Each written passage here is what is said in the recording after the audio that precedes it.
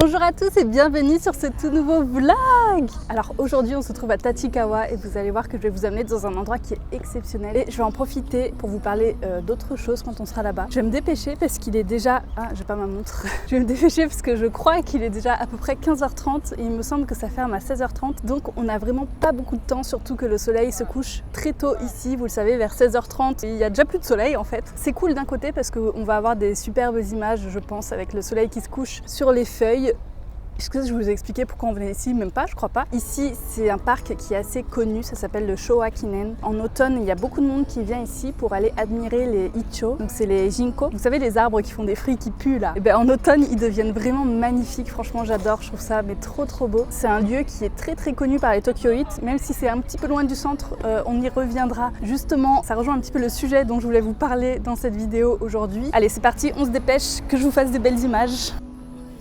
J'ai une copine qui est venue ici la semaine dernière et qui m'a dit que ça coûtait 450 yens mais que ça valait vraiment le coup, donc écoutez, on va tester ça ensemble. Aujourd'hui c'est un petit peu exceptionnel en plus parce qu'il fait 20 degrés. J'ai vu qu'en France vous avez eu un petit peu le même phénomène. Le temps est redevenu un petit peu chaud avant que le vrai froid arrive. Donc voilà, écoutez, on en profite, hein. Franchement c'est une journée parfaite pour faire ça. Ça y est, je viens de rentrer et écoutez, c'était très simple. En fait on peut payer avec la Suica pour rentrer dans le parc, donc voilà, c'est très pratique. Waouh, ok, je viens de voir la carte du parc là et c'est immense en fait. Je m'attendais pas à ce que ce soit aussi grand, mais je pourrais jamais faire le tour en 1 heure, c'est impossible. Bon ben voilà, malheureusement la plupart des feuilles sont par terre, écrasées et plus accrochées aux arbres. Bon, il y en a quand même un petit peu, c'est quand même très beau. Je pense que ça aurait été mieux de venir il y a peut-être une semaine, donc là je viens un petit peu tard, je crois que c'est jusqu'au 1er décembre, donc d'ici 3-4 jours c'est terminé. Là je suis vraiment arrivée dans le spot où c'est magnifique et je vous avoue que je suis un petit peu dégoûtée d'être seule parce qu'il y a tout le monde qui se prend en photo, les gens ils prennent leur amoureux en photo, leurs chiens, leurs amis, etc.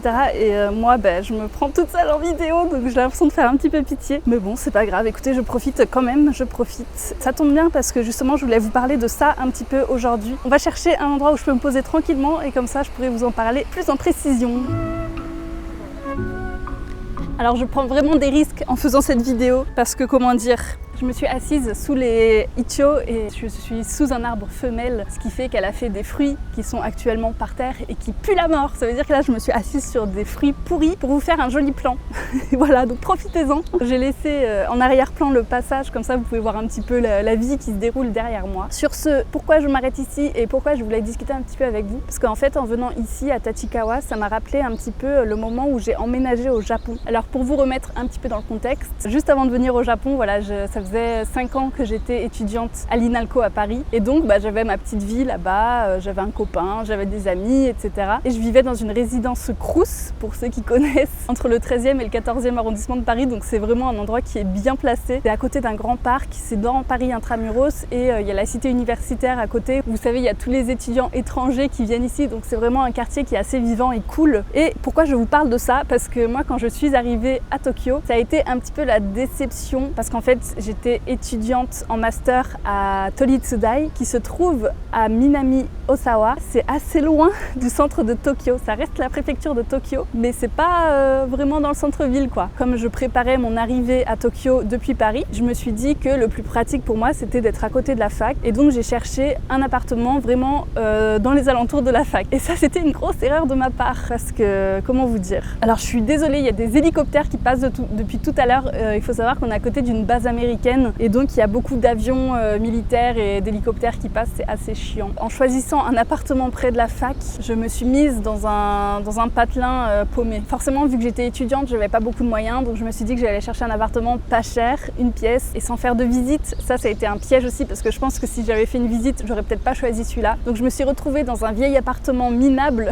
vraiment vieux, à côté de la station Keiyo Horinoichi. Si vous êtes déjà venu à Tokyo en vacances, je pense que le nom de cette station ne vous dit rien, parce que c'est vraiment paumé en fait. Déjà que cette station elle est paumée, et ben dites-vous que j'étais à 17 minutes à pied de la station, donc c'était encore plus loin. Et donc l'endroit où j'habitais, il n'y avait pas de supermarché, il n'y avait rien autour en fait, et donc je pouvais même pas faire mes courses, enfin je pouvais les faire mais c'était compliqué quoi. Dans cet appartement là, il était tellement vieux et pourri que quelques mois après que j'ai emménagé à l'intérieur, il y a des champignons qui ont poussé sur les murs. Mais vous savez, pas les champignons nocifs de maison, là c'est des champignons comme les champignons que vous pouvez trouver dans la forêt. Et ben ils ont poussé genre par terre contre le mur, c'est pas un truc de ouf quand même. Le seul truc bien, c'est que j'étais à 30 minutes à pied de la fac. Je payais 40 000 yens par mois, donc c'était pas cher. Ça aussi, c'était cool, mais bon. Je vous avoue que si j'avais su, je serais plutôt allée autre part. Avant de venir, il y avait mes professeurs, dont mon professeur principal qui m'avait vivement conseillé d'aller dans la résidence étudiante qui a été mise en place justement pour les étudiants de cette fac. Et moi, j'ai refusé parce que de une, c'était plus cher.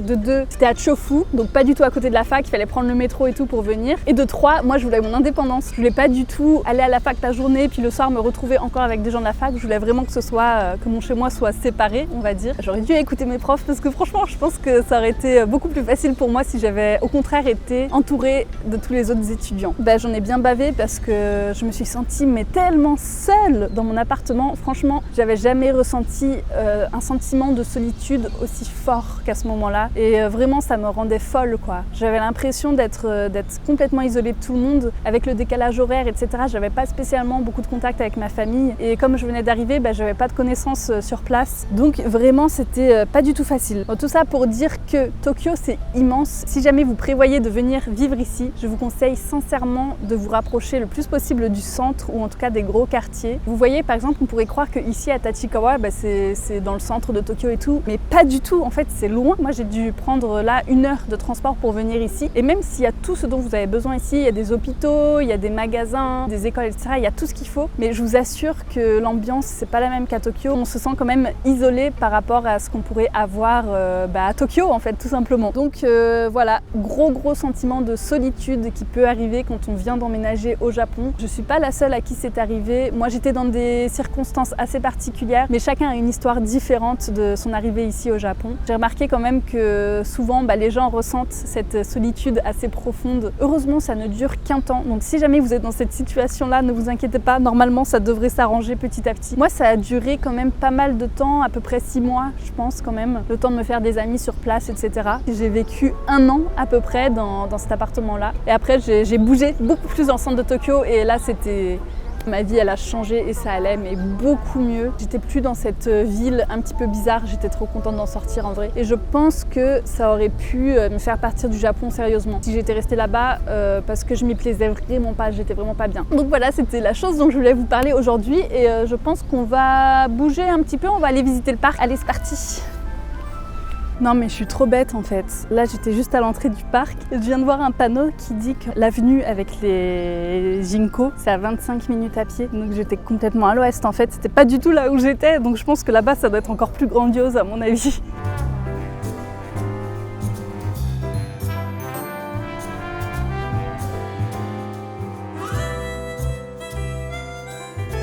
Petite voix off parce que je sais pas pourquoi mon micro n'a pas fonctionné. Là je vous disais que juste derrière moi j'avais vu un parc pour enfants abandonné et que ça avait l'air incroyable à visiter, mais bien sûr l'accès n'est pas autorisé donc je n'y suis pas allée, mais qu'est-ce que j'avais envie d'y aller, c'était trop beau. Je vous montre quand même quelques images. Bon, malheureusement je viens de marcher quelques mètres seulement et je vois qu'en fait le parc pour enfants qui est abandonné, ils sont en train de le détruire, ils font des travaux. Je sais pas ce qu'ils vont faire à la place, mais je suis triste, ça veut dire qu'on pourra jamais le visiter. Écoutez, je viens de rentrer dans le bâtiment où il y a le parc abandonné. En fait c'est un parc aquatique immense, mais je suis pas sûre d'avoir le droit d'y aller.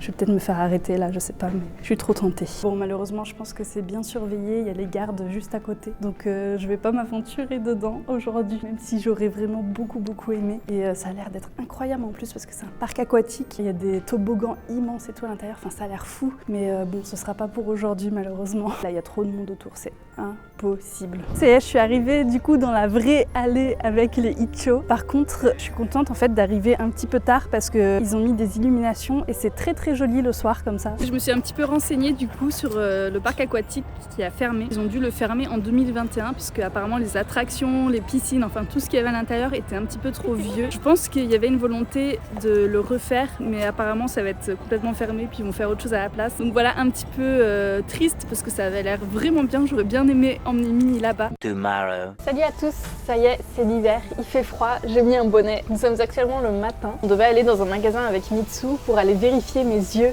Alors ici, on n'a pas besoin de prendre rendez-vous chez l'ophtalmo. On peut aller directement faire checker ses yeux en magasin. Et comme j'ai remarqué il y a quelques semaines que j'ai l'impression de voir un petit peu flou en fait, moins bien qu'avant, et on s'est dit pourquoi pas aller faire un petit tour là-bas et vous montrer. Parce que pour moi, c'est la première fois que je vais dans ce genre de magasin au Japon. Bon, j'étais déjà allée chez l'ophtalmo pour faire vérifier ma vue et puis à chaque fois c'était parfait, 10 sur 10. Là, je pense que malheureusement j'en ai besoin. Apparemment, quand on tombe enceinte, ça peut faire des changements au niveau des yeux. On peut avoir une moins bonne vue qu'avant. Donc je me dis potentiellement peut-être que depuis que je suis tombée enceinte, j'ai des problèmes aux yeux, je sais pas. Après, je pense que ce sera très léger si c'est le cas parce que je vois quand même très bien. Mais bon, en attendant que ça ouvre, nous on s'est posé dans un petit café vu qu'on est encore le matin. On a pris un petit morning set, là ça a l'air très bon. On va manger ça puis on va y aller. Ça y est, on est arrivé devant le magasin. Donc c'est un magasin classique de lunettes en fait. Et apparemment ils ont des machines à l'intérieur et c'est avec ça qu'ils peuvent savoir si votre vue est bonne ou pas. Enfin, je sais pas trop comment ils font. Une machine d'opticien quoi. Ouais, voilà, c'est un opticien. C'est parti, on y va. J'espère qu'on va pouvoir filmer dedans. Oh, c'est le Black Friday. Peut-être qu'on pourra avoir des promotions. Là, le monsieur qui s'en occupe, il est occupé. Du coup, il faut qu'on attende qu'il ait fini avec la personne. One eternity later. Bon, encore une voix off parce que décidément mon micro fait des siennes en ce moment. Donc je vous disais que finalement on est parti vers un autre magasin parce que ça prenait trop de temps. Même la vendeuse, elle avait pitié pour nous. Elle nous a dit franchement, si vous voulez partir, je comprends, vous inquiétez pas, il y a pas de souci, vous pouvez rentrer. En fait, ils avaient une vieille machine pour vérifier les yeux et le monsieur il galérait de ouf à l'utiliser et donc ça prenait énormément de temps, donc on a décidé de partir vers Kichijoji, qui est à 30 minutes en vélo, pour aller dans une chaîne de magasins que Mitsu connaît très bien. Et regardez l'arbre magnifique qu'on a croisé en chemin, franchement j'en avais jamais vu un d'aussi beau de ma vie, il est trop beau. Et ça c'est un petit cadeau pour vous. Ça y est, on vient d'arriver au Zof. La première chose que j'ai remarqué, il y a des lunettes trop mignonnes. C'est en collab avec Kuromi, j'aime trop. Vas-y, attends, j'en essaye. Ouais, celle-là je pense elle tirait bien. Ouais, je pense aussi. Elles sont trop belles. C'est beaucoup plus cool que le magasin où on était tout à l'heure. C'est mignon, ça te va bien. Ah ouais. Bon, le mieux, ça serait que j'essaye sans le bonnet, mais vu que j'ai les cheveux gras, j'ai honte. Non, arrête! Ouais, ça va en vrai. 15 500 yens. Ça va. Il s'agit d'un test de volume. Veuillez placer votre front sur l'appui-tête, reculer votre tête et attendre. Alors C'est bizarre. Ah ouais, c'est fou quand même. Là, je me rends compte que je vois quand même un petit peu flou quand je vois de loin. Tu vois vraiment mieux là avec les lunettes? Ouais. Je comprends enfin la sensation des gens qui ont des lunettes. Quand ils enlèvent leurs lunettes, ils voient plus flou. Je me suis toujours demandé ce que ça faisait. Alors au Japon, on calcule pas vraiment le résultat des yeux de la même manière qu'en France. En France, il me semble que c'est 10 sur 10 si tu as une très bonne vue. Au Japon, c'est 0. Si tu as 0, tu as une vue parfaite. Et du coup, moi, j'ai 0,25. Non, t'as -1 et -1,25. -1 et -1,25. Ah oui, et la différence avec le magasin de tout à l'heure, c'est que ici les verres ils sont gratuits alors que dans l'autre c'était 15 000 yens quand même. Donc là, il y a juste besoin de payer la monture et après ils nous mettent les verres dessus et je crois que ce sera fabriqué dans la journée. Je pense que les noires elles sont mieux. En vrai. Si on les follow sur Instagram et qu'on fait un achat de plus de 15 000 yens, on a un sac gratuit. Donc on va le faire. Alors ça m'a coûté 15 500 yens, donc ça fait 97,30 €. Ils m'ont offert des petits sacs, regardez, trop mignon. Et donc, ce qui est génial, c'est que je vais pouvoir récupérer mes toutes nouvelles lunettes dans 30 minutes. Donc il n'y a vraiment pas beaucoup de temps d'attente, ils font ça super rapidement. A few moments later. Je suis trop bête, j'ai lu sur le truc là et j'ai vu écrit S6, j'étais là mais c'est pas bon. Je suis stressée, du coup je deviens bête. Je viens de m'acheter une nouvelle caméra. Ça y est, on step up dans le game de la production de vidéos. Ça faisait longtemps que j'avais eu un coup de cœur pour cet appareil photo. On l'avait testé, en fait c'est Jérôme de Naotech qui me l'a fait découvrir avec Mitsu. Il nous a pris en photo et en fait en voyant les photos qu'il avait prises avec, je me suis dit oh mais il est ouf cet appareil, je veux le même. Et du coup ça fait plusieurs mois que j'y pense. J'ai profité qu'il y ait une petite promotion sur cet appareil là pour sauter le pas et l'acheter enfin. Je pense que l'image des vidéos était déjà d'assez bonne qualité avec l'iPhone, mais avec cet appareil là ce sera encore mieux. Et aussi j'avais plein de petits problèmes en filmant avec le téléphone parce que avec l'application avec laquelle je filme, souvent il y avait des bugs ou il y avait des bugs avec le micro, etc. Et donc je me dis qu'avec une caméra comme ça, arigatou gozaimasu. Avec une caméra comme ça, j'aurais plus ces petits bugs qui m'embêtaient un petit peu quand je faisais des vidéos, quoi. Et donc voilà, mon nouveau petit bébé. Moi j'ai pris celui-là. J'aime bien la couleur, je trouve qu'elle fait un petit peu appareil photo rétro. Et ça change de ce qu'on a d'habitude. À la maison, on a que des caméras noires. Donc je me suis dit, vas-y, pour celui-là, orange, pourquoi pas. Je pense qu'il va me falloir un petit peu de temps quand même pour le maîtriser. Mais j'ai vraiment hâte, même juste d'aller faire des photos et tout avec. J'aimerais bien que la DA de ma chaîne, elle devienne un peu plus jolie. C'est la bonne occasion pour faire ça. J'ai un nouveau sac. Ouais, devinez la marque.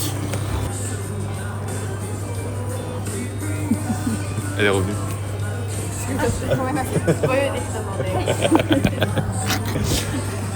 Elle est revenue, tu l'as filmé. Alors? Ça me fait trop bizarre aux yeux, ça me fait un bug des yeux. Ça va? Tu me vois bien? Ouais.